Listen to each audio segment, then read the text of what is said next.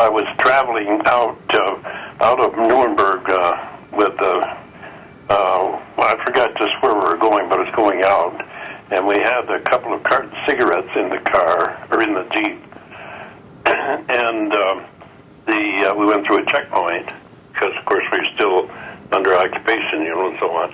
And they stopped, and he said, "What are you doing with these cigarettes?" Well, I didn't smoke, but the other guy did. And so I said, "They belong to him." He said, "You're selling these cigarettes." He said, "Black marks, of course, then we were selling them for $125 or $150 a carton, and they were costing 50 cents, you know what I mean?" So they locked me up, and the other guy, and so that's when they left me a phone call to call, and I didn't think of who to call, so I called Jackson, and got his secretary, and then she in turn put him on, and he said, "I'll take care of this," and he hung up. And so I thought, well, I guess it'd get far with him, but sure enough, within 2 or 3 hours, there was a Jeep there with 2 MPs and got me released, and that was the end of that. How did you find yourself in Nuremberg? Well, I was in the United States Navy, and I was stationed in, at that time, well, before the war was over, I was in London, and I knew I was going to Germany, and previous to that time, I'd worked a couple of weeks at the Pentagon building, and they were teaching me Deutsch, so I knew I was going to Germany. And anyways, I worked in staff in London for a couple, 3 months, and then I went with the landlubber Navy across the channel into Ostend, Belgium, and then 450 miles by truck into the submarine base in Belgium, or Bremen and Bremerhaven, and I was there for 4 or 5 months. And I knew I was going to Nuremberg, so eventually I was transferred to Nuremberg, and I was there for 5 or 6 months. At Nuremberg, what did they assign you to do? I went to school for the Navy and sound recording technician and motion pictures, and so that I'd done mostly recording while I was there on platters, the 33 and the thirds. So were you in the courtroom itself, or were you in the sound area? The recording room was directly over. It was on the next floor up of over the tribunal. But I did work in the tribunal itself. Previous to before the trials would start, we'd go in there and check the equipment every day, and that way I would have contact with the prisoners. And when the prisoners came in, then we would go directly to Lake Hermann-Göring and ask him if he could hear all right. And because they wouldn't answer to the console. The man on the console would be speaking to him, and they just wouldn't pay any attention to him. Right. So what we would do is ask him directly if they could hear all right. In the case of Rudolf Hess, he would not respond at all.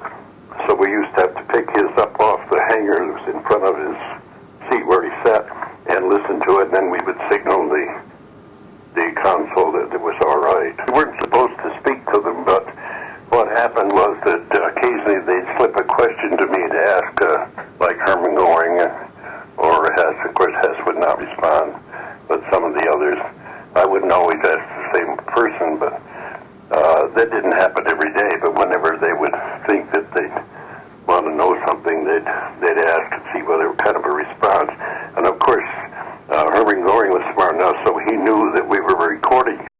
That's what he said to me. He said, "How do you know my answer is right?" He said, "You're recording me." And I said, "Yes, we are." But I said, "I was hoping that you give us the correct answer, because he spoke very fluent English, What kind of questions would you be asking? Well, different questions. I remember one, which he's famous for, of course, is, I said, "What would have happened if you had won the war, and what would you have done with General Eisenhower?" And he said, "Well, we took him out and shot him, and that's what you should have done with us." In other words, his opinion of the thing was that it was a sham, it was a joke, they shouldn't be there because the fact they were military people, and we displayed in other words, we took their honor away from them as generals of the army, of course, and in order to hold that respect that they should have had, they should have been shot. You see, That was the German theory and idea of thinking Ruth, you're quite acquainted with trials, I'm sure. Yes. It was very boring. Get a perspective of the prosecutors, like, for example, Justice Jackson. Did that mean anything to you as you were doing your work? Oh, yes. We had a very, very high regard for him. This man worked under tremendous pressure. I was doing recording the day that when he first started interviewing, actually he laid down the case against Herman Goring, who was sitting in the witness box. And Goring kept interrupting and first he would speak in English and then in German. And he kept interrupting him, that's not right, or he would say in German, I forgot the words now, I used to be able to speak German, it's been so many years. But in other words, that it wasn't correct, and he was telling lies and so forth like that. And the first few days that went on, Jackson had a terrible time because he didn't want to lose control of the tribunal, turning it over to Herman Goring. I knew that history was being made, of course, and all of us that worked there had a great deal of respect for everything that was going on. I think the amazing thing is not only did you know history was being made, but you were making it by doing the recordings.